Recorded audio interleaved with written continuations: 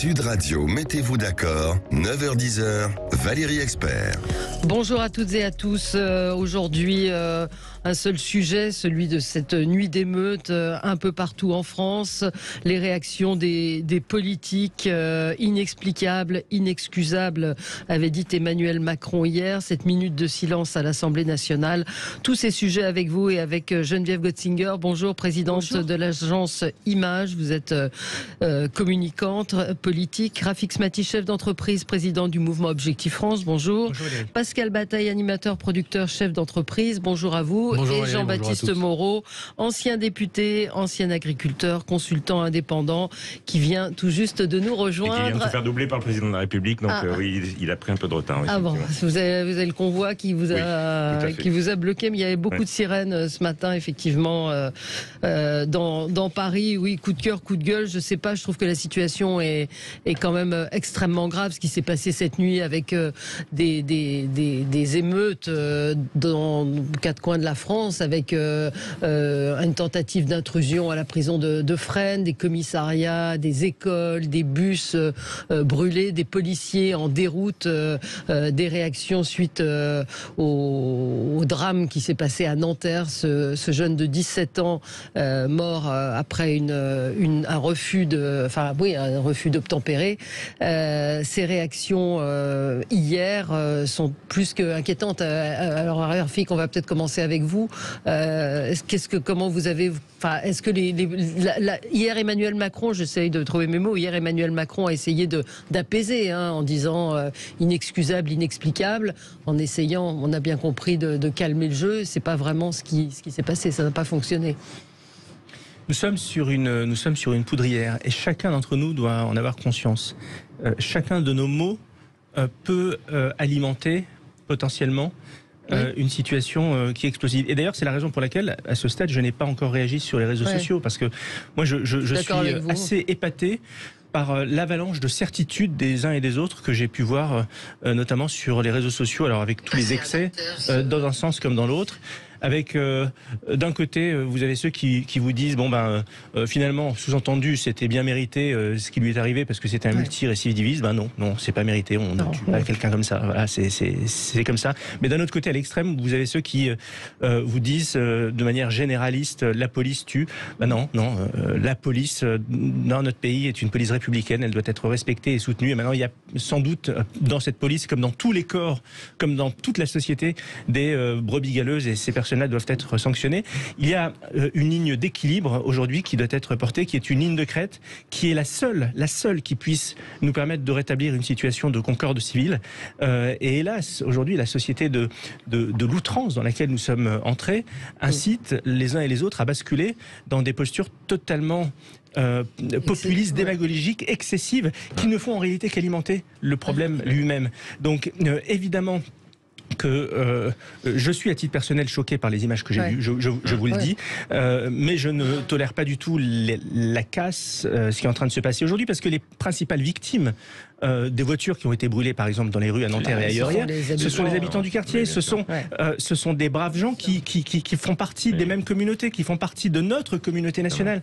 Donc on a le devoir, et dès qu'on a la chance d'avoir un micro comme on l'a chez vous aujourd'hui, on a le devoir de faire preuve de mesure, de faire preuve de tempérance, et surtout de résister à la tyrannie des excès qui s'impose aujourd'hui à nous dans cette société du spectacle. C'est ce qu'on a essayé de dire hier, justement, en dénonçant les excès et d'un côté et de l'autre qui n'ont pas lieu d'être. Et moi, je cite volontiers Thibault de Montbrial qui dit attendons de voir ce qui s'est passé. Je dirais, c'est l'éditorial ce matin dans le Figaro de Vincent Trémollet-de-Villers, c'est-à-dire qu'on ne fait pas la justice sur une vidéo ni sur une photo. Vous parlez de policiers, vous dites il y a des brebis galeuses. Visiblement, cet homme-là, le policier, n'était pas une brebis galeuse. Il avait été récompensé plusieurs fois pour des actes de bravoure.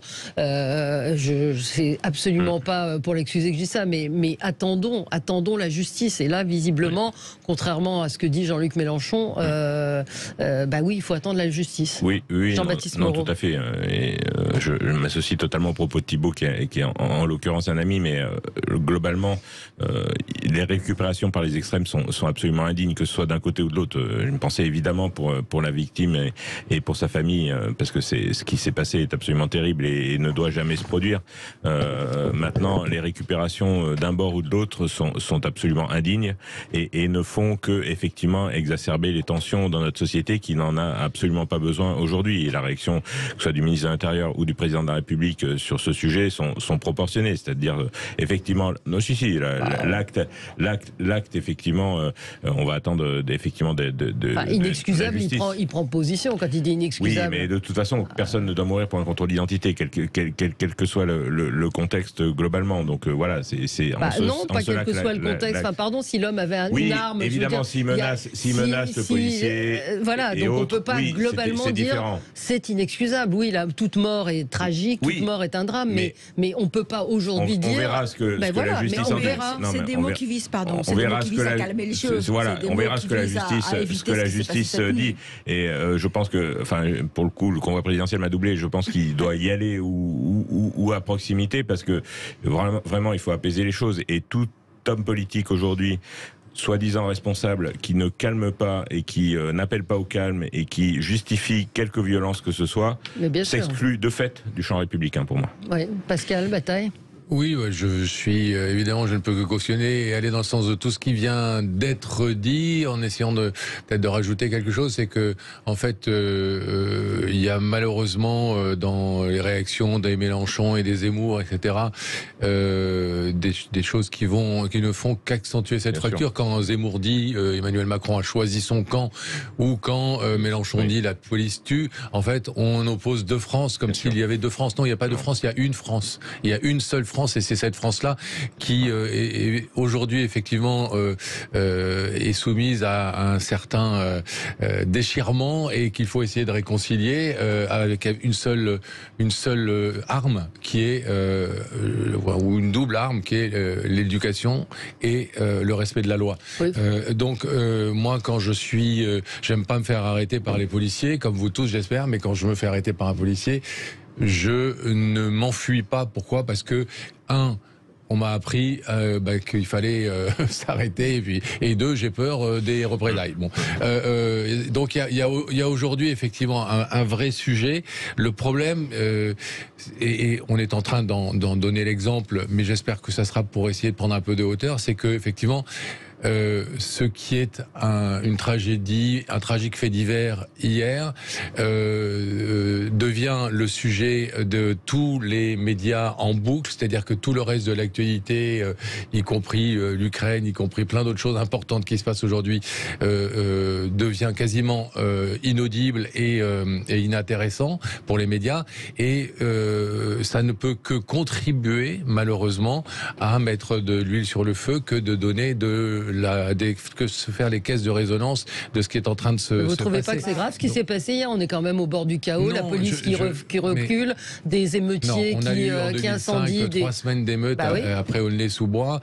La France s'en est quand même sortie. C'était en 2005, on est en 2023. Je pense pas que c'est en disant c'est grave ce qui se passe, et c'est là le bémol que je voudrais mettre, c'est pas en disant c'est grave, c'est dramatique, on est au fond, enfin, à la marge de la guerre civile, et voilà, on va résoudre le sujet. C'est au contraire en remettant les choses à leur place et en disant parlons des vrais sujets, parlons de la formation des policiers, parce qu'il y a un sujet, parce que comme le disait on ne doit pas mourir lors d'un contrôle d'identité. Quel est le sujet, justement, comme vous le disiez? C'est justement, est-ce que le sujet c'est la formation des policiers, ou est-ce qu'aujourd'hui le sujet c'est le défi et le manque de respect de l'autorité? Mais c'est les deux. Je pense qu'on est dans le même sujet, c'est que les gens ne sont plus, on n'apprend plus aux gens à être à leur place et à respecter la loi, que ce soit le policier qui n'a pas à faire usage de son arme manifestement. Encore une fois, restons très prudents tant que l'enquête n'est pas à son terme, mais d'après même ce que dit le ministre de l'Intérieur ou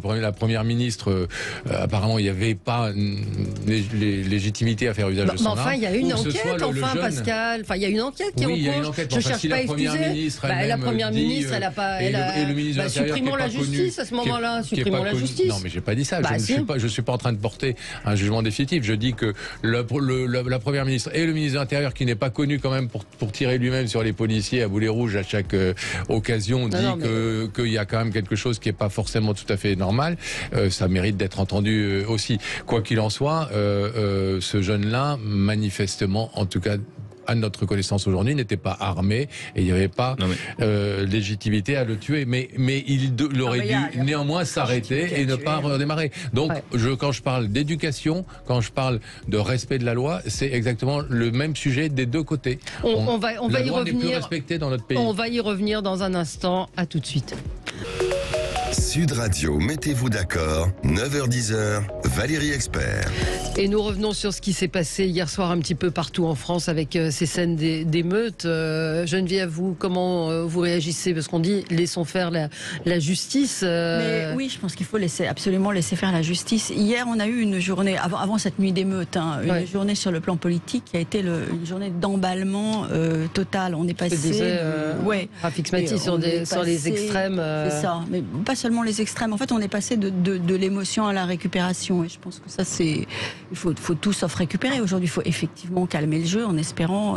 je suis d'accord avec ce que vous avez dit, monsieur, sur la juxtaposition de France qui ne se parle plus. Et c'est très vrai dans les banlieues françaises où vous avez quand même le sentiment d'avoir une jeunesse un peu en perdition, avec un problème d'éducation, avec un problème de repères, avec un problème de formation, mais qui aujourd'hui éprouve une véritable haine envers la police. Alors la police est républicaine, on est dans un état de droit, on est dans un état qui respecte la loi. Donc tout ça, faut le rappeler, faut le redire, mais il faut aussi le faire comprendre, que ce soit bien assimilé. Manifestement, ça l'est plus.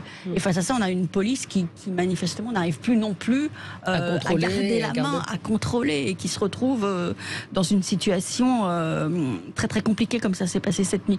Mais effectivement, je suis d'accord aussi avec vous sur le fait que ces jeunes, quand ils détruisent, en fait, ce qu'ils détruisent, c'est leur propre cadre de vie aussi. Ce sont les trams, les mairies, les écoles, les voitures de leurs voisins. Les voitures de leurs voisins, des centres sportifs dans lesquels vont les gamins, des écoles dans lesquelles vont les gamins, des centres aérés, etc., etc. Donc, personne n'a rien à gagner à ça. Il faut absolument calmer le jeu. Sur ce qu'a dit Emmanuel Macron hier et ce matin, le fameux inexplicable et inexcusable qui ensuite a donné lieu à des commentaires divers et variés, je pense que en même temps, le président de la République pouvait difficilement dire autre chose. Il avait la volonté, en employant ces mots-là, je pense, de calmer le jeu et d'essayer d'éviter au maximum ce qui s'est produit cette nuit. Mais en même temps, c'est vrai que ça semble faire fi de l'indépendance de la justice dont il est le garant en tant que président de la République. Donc ça pose aussi problème. Mais quelle est la bonne réponse? Marine Le Pen, qui n'est pas au pouvoir, mais elle a tweeté ce matin, c'est toujours facile quand on n'y est pas, elle dit un pouvoir qui abandonne tous les principes constitutionnels par preuve des émeutes, ce qui contribue à les aggraver. Un parti, la France Insoumise, qui appelle clairement au désordre et à la violence. Notre pays va de plus en plus mal et les Français payent l'addition de ces lâchetés, de ces compromissions. C'est tout aussi minable que la récupération par la France Insoumise. Globalement, on est dans la surenchère des magots et populistes. Aujourd'hui, moi le bilan que je tire effectivement de mes 5 années de mandat de député, c'est vraiment qu'on a aujourd'hui des France qui sont juxtaposées les unes aux autres, qui sont les unes à côté des autres et qui ne se parlent plus, qui ne se comprennent plus. Je pense à la France des villes, je pense à la France des banlieues, je pense à la France des ruralités, parce qu'il n'y a pas une ruralité mais des ruralités. Et moi, la crainte que j'avais depuis quelque temps, c'est que cette juxtaposition de France qui ne se parle plus, qui ne se comprennent plus, vire à l'affrontement. Et je crains et qu'on en soit arrivé là, j'espère que non. Mais aujourd'hui, il va falloir remettre du lien entre ces différents. On fait tous partie d'une même République et d'une même nation. Il faut qu'on réapprenne à se parler, à se comprendre. Vous pensez que les émeutiers font partie de la République? Oui. Enfin, je vais un peu loin, mais je vous pose la question. Je pense que les responsables politiques qui ne condamnent pas ces violences ne font pas partie de la République. Ça faut être tout à fait clair. Et après, oui, ces gens-là font partie de la République. Il faut arriver d'une façon ou d'une autre à les récupérer. C'est comme les électeurs Front National. Enfin, pour moi, c'est au même niveau. Il faut arriver à faire comprendre que la voie de la République et de la nation, c'est certainement pas de se tourner vers les extrêmes, c'est certainement pas de se tourner vers la violence, mais d'essayer de retrouver une façon de vivre ensemble. Voilà. Alors, c'est pas de l'angélisme. Hein, je sais que ouais, peut-être. Alors, peut-être qu'à 46 ans, j'ai encore des illusions. Quelle est l'alternative, Valérie? Je ne sais pas. C'est pas la lutte de tous contre tous. De toute façon, ça, c'est sûr. C'est sûr. Lisez aussi Malika pas Sorel ce d'alternative, matin dans le Figaro. Au-delà de l'émotion légitime, les émeutes révèlent une décomposition identitaire. Il y a aussi ça dans ces émeutes-là. C'est-à-dire qu'on voit des gens qui ne se retrouvent pas dans la République. Oui, mais vous pouvez avoir la même chose au moment des Gilets jaunes. C'était un peu la même chose. Je suis désolé, mais c'était pas les mêmes territoires, c'était pas les mêmes personnes qui étaient concernées, mais c'était aussi des personnes qui ne se retrouvaient pas dans l'arc républicain. C'était plus des personnes des ruralités, des gens qui venaient autour des ronds-points. C'est très important ce que vous dites, parce que quand c'est les Gilets jaunes, on parle pas de problématiques identitaires, et alors qu'il y a quand même il y a eu des violences très fortes aussi. Et alors que ça relève de la même problématique, effectivement, c'est une France qui ne s'entend plus, c'est une France et qui ne se comprend plus, c'est une France on ne devient pas émeutier juste ou génétiquement ou parce que on prend plaisir à ça, on devient émeutier aussi parce que on a un sentiment de révolte profond, on a un sentiment d'injustice terrible et d'impunité aussi. Et que aujourd'hui, si c'est peut-être de l'angélisme, mais si on ne sait pas vraiment d'agir en profondeur sur la situation des banlieues, et c'était à deux niveaux. Moi, j'ai dit ici à Spreecro il y a longtemps, il faut un jour rétablir de façon extrêmement forte et concrète l'ordre dans les banlieues, y compris peut-être, et je sais que ça pose un problème éventuellement constitutionnel, mais en faisant intervenir l'armée.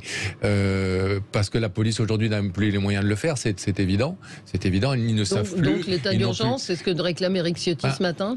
Je ne veux pas de référence avec Éric Ciotti ou Jean-Luc Mélenchon. J'ai ma parole libre et je pense que effectivement, mais ça ne peut pas être la seule réponse. C'est-à-dire que si on décrétait un jour l'état d'urgence pour essayer de remettre la République partout en France, et je le redis à chaque fois, ça passe aussi par la Corse, où je n'irai pas en vacances cet été définitivement, mais où la loi de la République n'est pas en vigueur, et c'est inadmissible. La loi de la République doit être en vigueur dans chaque centimètre carré de notre territoire, en métropole et outre-mer.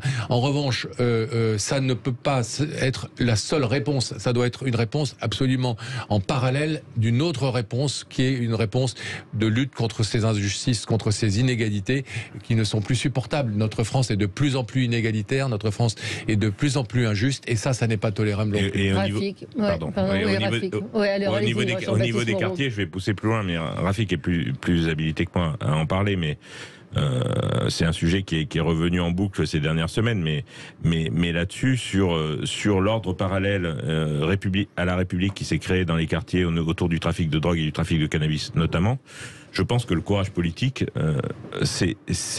alors, vous allez dire que je pars un peu loin, mais c'est la légalisation pour justement arrêter cet ordre parallèle qui s'est créé dans les quartiers, où c'est les réseaux de trafiquants qui maintiennent l'ordre à la place de la police et de la gendarmerie de la République, parce que par lâcheté politique, on a laissé cet ordre qui arrange tout le monde globalement se mettre en place pour laisser ces deals se faire en toute tranquillité. Et je pense que ça fait partie de la problématique. C'est pas la totalité de la problématique, mais ça fait partie de la problématique dans les quartiers pour moi et dans les banlieues, avec un ordre parallèle à l'ordre de la République qui s'établit depuis de nombreuses années. Et on fait quoi? Parce qu'il y a une grande absente dans ce débat, c'est la justice. C'est-à-dire que ce jeune qui a été tué, il avait été interpellé le week-end d'avant pour pareil refus d'obtempérer. Un mois avant, avec une obligation de suivi, je sais plus, il y avait eu une ordonnance. Tout ça n'est pas exécuté. Et je fais une parenthèse. Je connais quelqu'un une femme dont le conjoint a été condamné pour violence conjugale, obligation de soins. Ça va faire 1 an. Personne n'a vérifié s'il y était allé. Personne n'a vérifié si ça avait été fait. Là, donc la justice, elle a aussi une responsabilité dans tout ça. Oui, je suis d'accord. Je ne sais pas si je suis dans l'angélisme, mais je pense qu'il faut un certain nombre de juges sortent de l'angélisme aussi. Non, parce que les condamnations sont parfois prononcées, mais ne sont pas exécutées. Et personne ne va vérifier qu'elles le sont ou pas. Mais là, je suis sorti oui et non, parce qu'il y a le problème de la justice. On parle beaucoup de valeurs de la République. Et évidemment, dans les valeurs de la République, il y a une valeur qui est cardinale, c'est celle de l'ordre. Et l'ordre n'est pas quelque chose qui se négocie dans la République. Et quand il y a de la casse, lorsqu'on brûle des voitures, évidemment que cela doit être condamné et absolument sans réserve. Mais dans la République, vous avez une autre valeur qui est cardinale. C'est la valeur de fraternité. Et d'ailleurs, du triptyque républicain, liberté, égalité, fraternité, la fraternité est probablement la plus exigeante et probablement la plus difficile. Pourquoi ? parce qu'elle nécessite de l'empathie. Elle nécessite d'abandonner une partie de ses propres certitudes pour essayer de comprendre l'autre. Alors, essayons de comprendre ce qui se passe aujourd'hui dans les banlieues, sans excuser ce qui enfreint la loi. Je suis absolument clair là-dessus. Eh bien, on dit qu'il faut que la justice se fasse. Évidemment que la justice doit se faire, mais une grande partie de ces populations-là aujourd'hui, et je ne parle pas que des casseurs, je parle de regarder les prises de position des footballeurs, etc. Une grande partie de cette population-là se pose aujourd'hui légitimement la question de savoir s'il n'y avait pas eu cette vidéo amateur, quel aurait été le cours des choses. Et évidemment que le cours des choses aurait été différent. Donc il y a un sentiment d'injustice a priori que nous avons le devoir de comprendre, que nous avons le devoir d'intégrer. Vous savez, de manière plus générale, il n'y a pas si longtemps, il y a quelques semaines, je discutais avec un grand rappeur marseillais issu de l'immigration, je ne citerai pas le nom pour ne pas le mettre en difficulté, mais il me disait la chose suivante, il disait mais moi j'aime la France, mais j'ai l'impression que la France ne m'aime pas. Alors, vous direz peut-être autour de la table qu'il a tort, que la France l'aime, qu'il a le droit à toutes les aides qu'il veut, etc. Ok, mais en tous les cas, c'est comme ça qu'il le ressent. Et la fraternité, c'est comprendre le ressenti des uns et des autres et essayer par le dialogue d'y apporter des solutions pour que eux aussi aient envie d'avoir envie de France. Et ce que je suis en train de vous dire, c'est probablement le pari de la décennie ou peut-être du siècle pour notre pays. Refonder une communauté nationale, pas des communautés, parce que la France est une communauté autour de valeurs communes et autour d'un avenir en commun. Ça passera pas par la stigmatisation. Si on rate ce pari-là, eh bien, nous prenons le risque d'une fracturation et d'une fragmentation durable de notre pays. On se retrouve dans un instant. On continue ce débat à 9h28 sur Sud Radio. Sud Radio, mettez-vous d'accord, 9h-10h, Valérie Expert. Avec vous sur Sud Radio jusqu'à 10h et nous commentons donc Pascal a raison, ça prend Pascal Bataille, ça prend toute l'actualité aujourd'hui, mais les scènes qu'on a vues hier sont aussi inquiétantes parce qu'on a vu des policiers en déroute. Est-ce qu'il peut y avoir un embrasement? On va pas jouer à Madame Irma, mais on sent qu'il y a une volonté en tout cas de se mobiliser de la part de ces jeunes et soutenus par des politiques, encore une fois, comme Jean-Luc Mélenchon, qui a cette phrase en disant... et la différence avec 2005, c'est les réseaux sociaux, quand même. Oui, absolument. Qui sont un facteur inflammatoire particulièrement efficace, je dirais. Voilà. Donc effectivement, on est dans une situation très inquiétante. On est au bord d'un basculement en réalité. Moi, on parlait de la difficulté à faire nation aujourd'hui, la nécessité de refonder une communauté nationale, comme vous l'avez dit.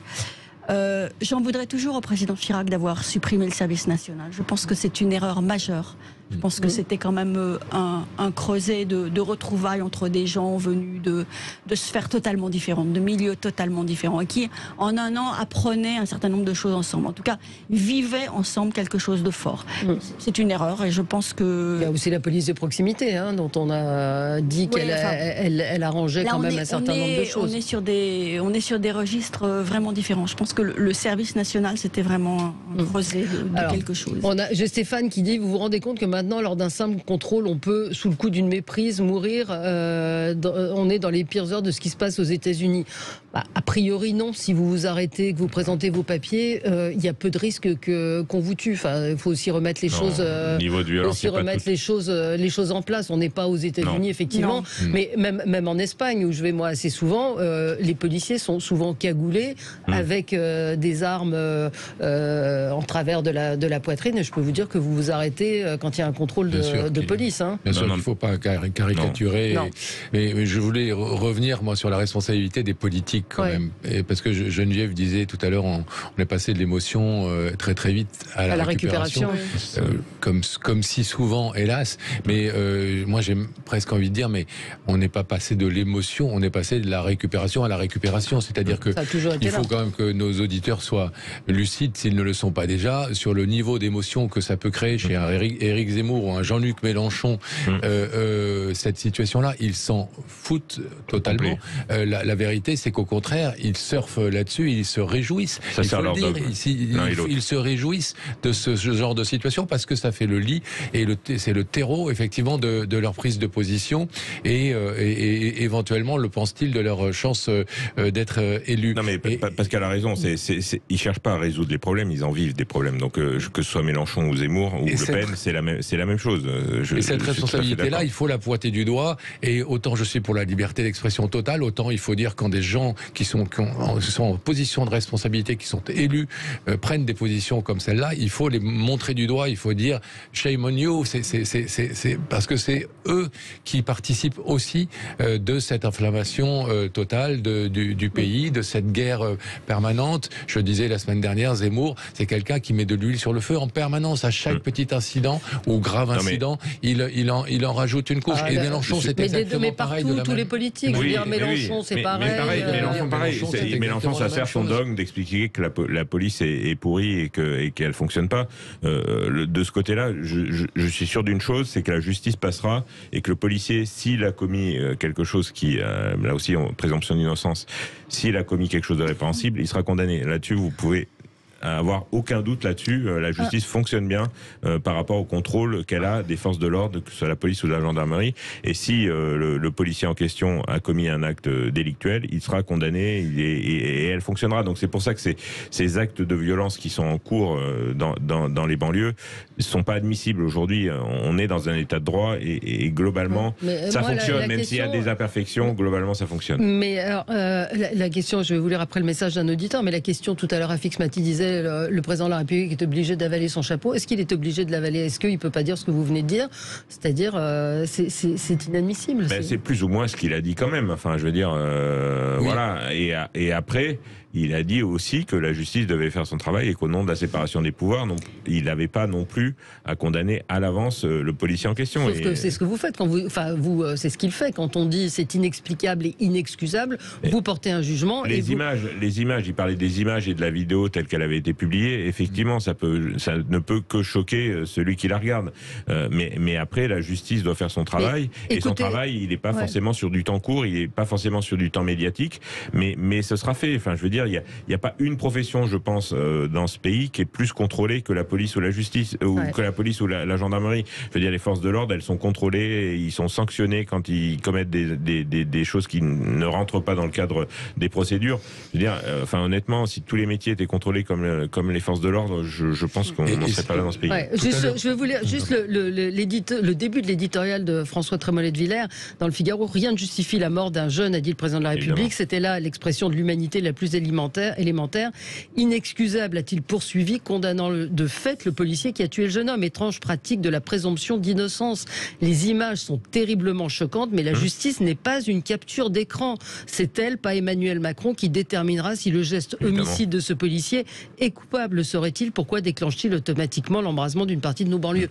C'est pas une capture d'écran. Et un auditeur, pardon d'être un peu long, nous envoie ce message. Bonjour, toujours au sujet de l'incident de Nanterre, l'ensemble des médias mainstream et des commentateurs se réfugient derrière une seule prise de vue vidéo. Où est passé le troisième passager? Il conviendrait de rappeler que selon la prise de vue, on peut en déduire tout et son contraire. Il faut rappeler que cet individu était en infraction, que le policier est à ce jour présumé innocent. Laissons l'enquête se dérouler. Concernant les saccages de cette nuit, Raphaël, c'est son nom, dit il prouve qu'une certaine population d'origine extra-européenne n'est pas assimilée. Mais sur la justice. C'est ce qu'on disait. Emmanuel Macron, effectivement, est sorti de son rôle. Il est garant de l'indépendance de la justice. Il n'a pas vocation, naturellement, à déjà... Et il est là pour apaiser le pays. On lui a assez vous trouvez que ça a marché? Il a essayé d'apaiser le pays. Il a fait ce qu'il a pu pour le faire, tout du moins. Rafik Smati. Oui, effectivement, le président de la République est le garant de la justice, mais il est par-dessus tout le garant de la cohésion de la nation. Et ça, il ne faut pas l'oublier. On sait que le temps de la justice est un temps qui est long. On est autour de cette table en train de dire que la France est sur une poudrière et où tout peut basculer à n'importe quel moment. Donc, en l'occurrence, en l'espèce, le temps politique n'est malheureusement pas le même que le temps de la justice. Et je pense qu'il est du devoir du président de la République, du ministre de l'Intérieur, de la Première ministre, d'envoyer des signaux d'apaisement tout en ne renonçant pas au maintien de l'ordre qui s'impose dans des situations qui aujourd'hui ne sont pas acceptables dans un certain nombre de quartiers. Mais tout ça, je vous pousse un petit peu dans votre choix, Valérie. Mais c'est de l'angélisme aussi, c'est-à-dire qu'on a l'impression que ces mots-là sont en total décalage avec ce qui se passe, c'est-à-dire la perte d'autorité de l'État. Je veux dire, ce drame, c'est quand même la perte de l'autorité. On n'a plus peur de la police, on ne s'arrête plus devant la police, on n'a pas peur parce qu'il n'y a pas de condamnation, parce qu'il n'y a pas d'exécution. Vous avez parfaitement raison, Valérie. Donc, c'est pas en disant oui, vous avez raison, c'est inadmissible que ça va calmer des gens Valérie, qui sont... Sauf que là, nous sommes dans une situation où nous payons 40 ans d'abandon, de renoncement, où on a cassé les budgets de nos forces de sécurité, etc. 40 ans où la République s'est désarmée intellectuellement, moralement, philosophiquement. Voilà le point où nous en sommes aujourd'hui. Là, de quoi parlons-nous? On n'est pas en train de parler de la politique générale ou de la stratégie pour réarmer la République à 10 ou 20 ans. Non, on est en train de parler de la situation à 48 heures et à 1 semaine ou 2 semaines. Et ce ne sont pas du tout les mêmes sujets.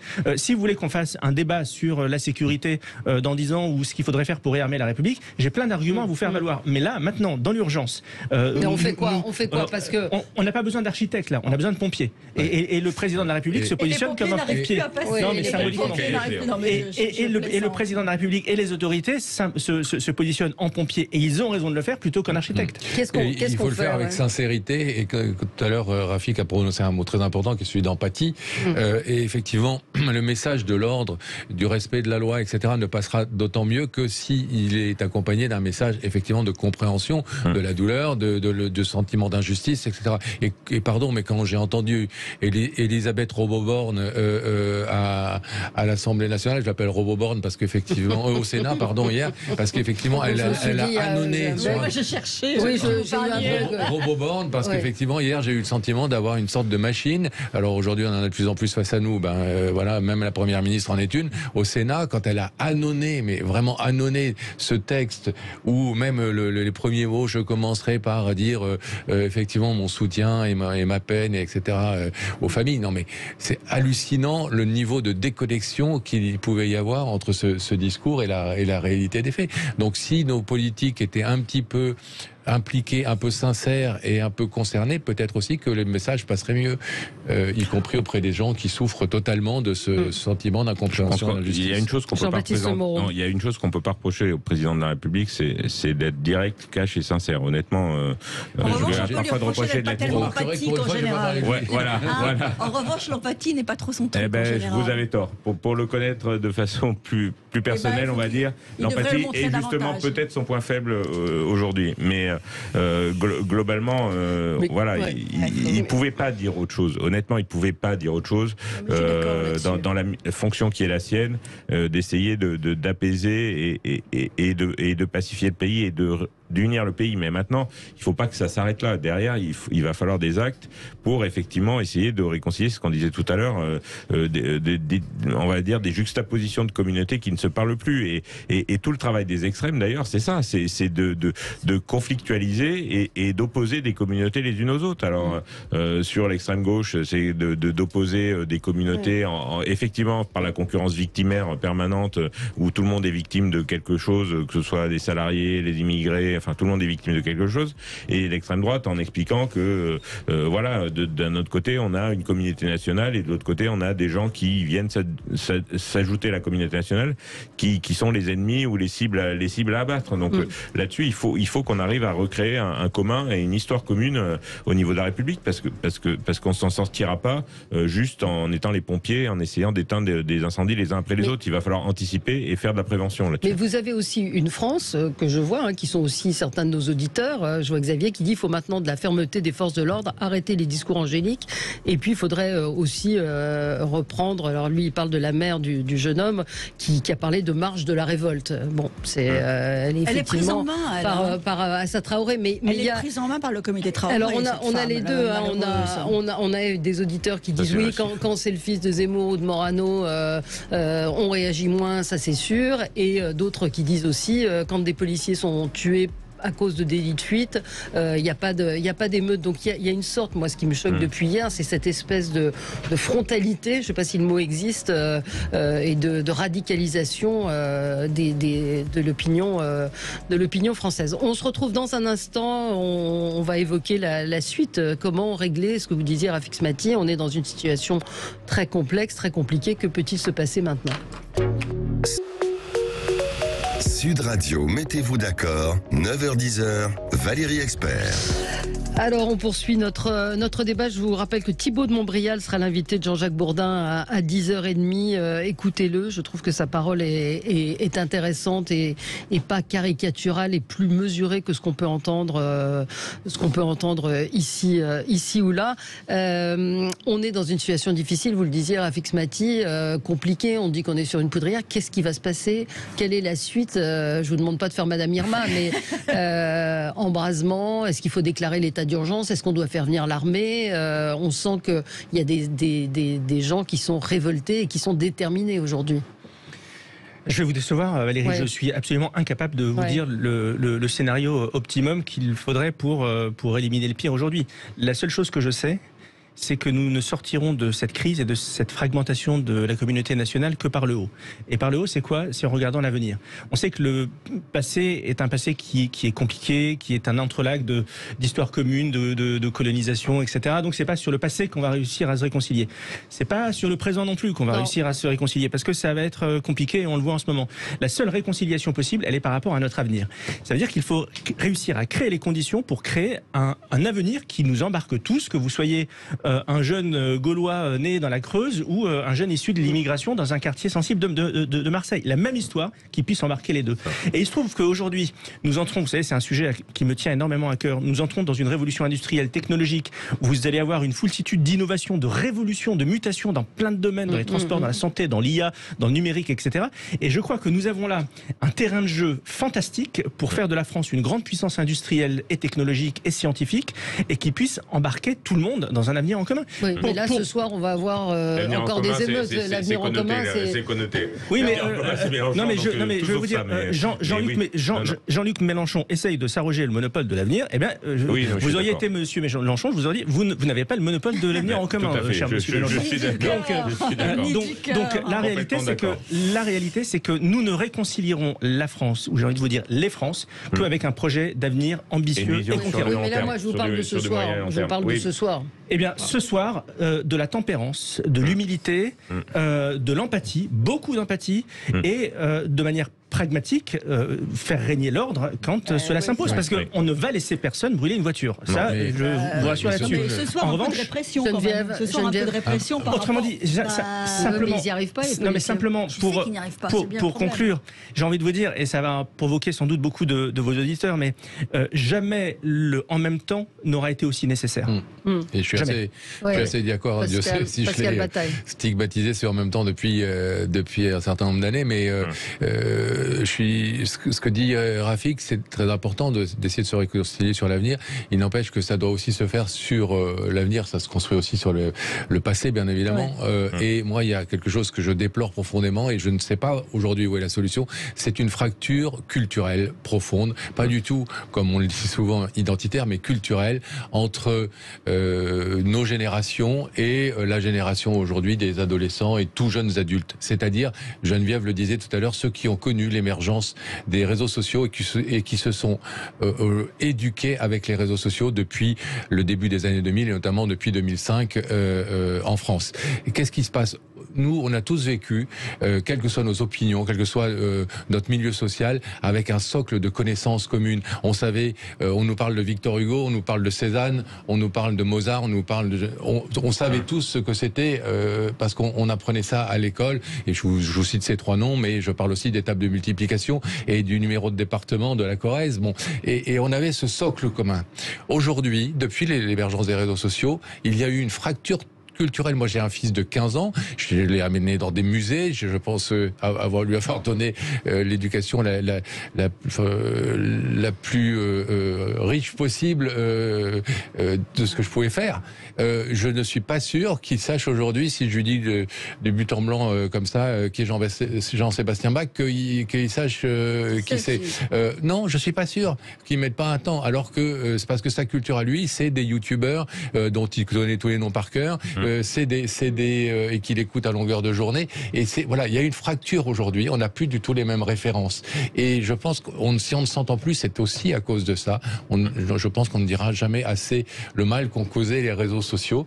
même si je suis, comme Rafik, un partisan de l'avancée technologique, bien évidemment, mais je pense qu'on joue trop aux apprentis sorciers et on n'anticipe pas assez les surajouté au Covid, moi je le vis tous les jours au niveau de ma vie professionnelle, où une prise de contact, c'est un envoi de mail, sauf qu'une prise de contact, c'est pas un envoi de mail. Enfin, je veux dire, on prend pas contact avec des gens, que ce soit par les réseaux sociaux ou par mail, on prend contact avec les gens et on discute et on échange avec des gens autour d'un café, autour de, enfin voilà, dans une réunion en physique, mais c'est pas une visio ou un envoi de mail, c'est pas une prise de contact. Et aujourd'hui, on a une certaine génération, effectivement, qui est dans cet esprit virtuel des choses et qui n'est plus du tout dans la concrétude du rapport social et dans voilà la confrontation d'idées, dans le débat. Je me souviens des débats familiaux à table avec des gens de droite et de gauche qui se poudraient pendant tout le repas, et à la fin ça n'empêchait pas de boire le digestif tous ensemble. Enfin voilà. Et aujourd'hui on a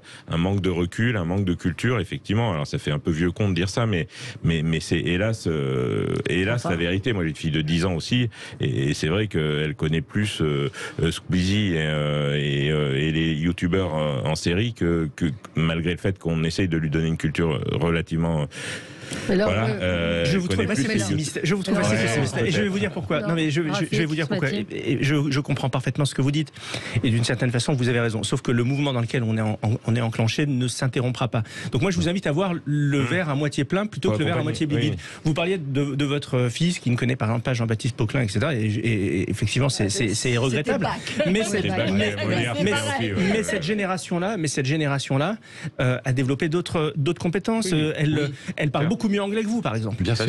Ils ont développé une fracture entre eux et nous. Ils ont développé une créativité débordante qu'ils exercent dans d'autres domaines. Oui. Et pour en venir à notre sujet initial, chère Valérie, c'est aussi cette nouvelle société, le rapport aux nouveaux médias, qui donne accès à la connaissance à un certain nombre de jeunes issus de quartiers qui sont aujourd'hui abandonnés par la République. C'est aussi grâce à ça qu'ils peuvent devenir entrepreneurs. Vous avez dans ces quartiers plein de jeunes qui ne rêvent que d'une seule chose, que c'est de devenir entrepreneurs. Et le numérique, c'est la manière la plus facile, la plus rapide, la plus accessible pour accéder à l'entrepreneuriat. Donc oui, effectivement, on vit dans un monde en mutation où certaines choses se perdent, mais regardons ce que nous sommes en train de gagner. Et si on sait capitaliser là-dessus, je pense que nous avons tous à y gagner, y compris les plus anciens. Rien n'est perdu, mais il faut que les parents jouent leur rôle et conservent un cadre globalement au niveau de l'éducation de leurs enfants. Ça restera universel. On s'éloigne un petit peu, on est un peu hors sol, je trouve, malgré tout, par rapport au sujet qui nous préoccupe. Mais la question des réseaux sociaux et de cette génération TikTok est quand même une vraie question. Moi aussi, je persiste. Non, mais on n'est pas seul, Valérie. Laissez-moi je vais vous dire pourquoi. Placer une. Allez-y, Geneviève. Quand même, c'est par beaucoup d'aspects des réseaux complètement asociaux. Cela dit, bon, on est et effectivement, la haine se nourrit sur ces réseaux. Et s'informer aussi uniquement via les réseaux sociaux est quelque chose aussi d'assez grave, eu égard à la masse de non-information, de fake qui circulent en permanence. Après, la question, c'est quand même très largement celle d'avoir collectivement laissé s'installer des ghettos au cœur de la République, des ghettos à la fois communautaires, mais des ghettos sociaux, des ghettos d'origine ethnique, des ghettos. Donc, quand vous êtes dans un ghetto, vous ne vous sentez plus membre de la même communauté nationale, parce que par principe, vous êtes ghettoisé. Donc, mais ça, c'est. Et donc il n'y a qu'autour de l'avenir qu'on en sortira. Donc on en revient au sujet. On en sortira, mais on est clairement d'accord. Mais enfin, le chantier peut être un tout petit peu plus compliqué à gérer. Oui, mais je vous ai pas vous n'avez l'air de le dire. Oui, mais je vous ai pas vu dépasser le stade du constat. Moi, je m'aventure dans une piste de solution. Ah bah allez-y. Mais vous répondez pas à ma question et ce soir. Que va-t-il se passer? Ce soir, c'est le rétablissement de l'ordre républicain. Il y a que ça. Enfin, je sais pas s'il faut envoyer l'armée. Peut-être faut envoyer l'armée, j'en sais rien. Mais de toute façon, rien ne se construira dans ce pays sans l'ordre républicain, parce que les premiers exposés justement au désordre et aux violences, c'est les populations les plus défavorisées. Et c'est ça que Mélenchon a toujours pas compris. C'est que aujourd'hui, ceux qui sont le plus exposés à la violence et ceux qui justement en ont plus ras-le-bol de toute la violence psychologique, physique. Globalement, c'est les habitants de ces quartiers, c'est eux les premières victimes. C'est pas Bernard Arnault. Bernard Arnault, il s'en fout. Moi, j'ai une suggestion à faire au président Emmanuel Macron. Allez-y. C'est de louer le stade de Nanterre, d'y aller. il va se faire ruer profondément, mais de se livrer ensuite à un exercice comme il les manie si bien, d'échange, de réaction. Un président de la République, un chef de l'État doit parfois accepter de descendre sur le champ de bataille, et peut-être que ce moment doit arriver. Je pense qu'il ira. Là, il est parti à Bruxelles en l'occurrence, mais c'est Bruxelles, voilà, c'est ce que j'ai eu en direct. Mais en l'occurrence, je pense qu'il ira parce que c'est quelqu'un qui n'a jamais fui la confrontation et le débat, et donc il n'y a pas de raison qu'il le fuit cette fois-là. Non, il a un vrai courage physique. Ça, c'est bien quelque chose qu'on personne ne lui conteste. Un auditeur me dit: toutes ces discussions sont au final stériles et ne font que raviver un mal-être social récurrent dont on se demande bien comment en sortir. Nous réclamons tous que l'ordre et la loi soient respectés, et quand par malheur cela arrive, on connaît les conséquences. Un embrasement médiatique se met en route avec toutes les dérives verbales, audiovisuelles, prises de position politique compatissantes par pure hypocrisie et calculs électoraux. Vous avez deux mots qui doivent aller ensemble, c'est ordre et espoir. Si vous avez l'un sans l'autre, l'espoir sans l'ordre, c'est Mélenchon. L'ordre sans l'espoir, c'est Zemmour et compagnie. Le seul chemin qui puisse nous permettre d'en sortir par le haut, c'est l'ordre, mais c'est l'espoir. C'est dit en même temps. C'est fini pour aujourd'hui. Merci à tous les quatre. Dans un instant, on va parler de nos autoroutes avec un numéro de complément d'enquête passionnant à découvrir ce soir sur France 2.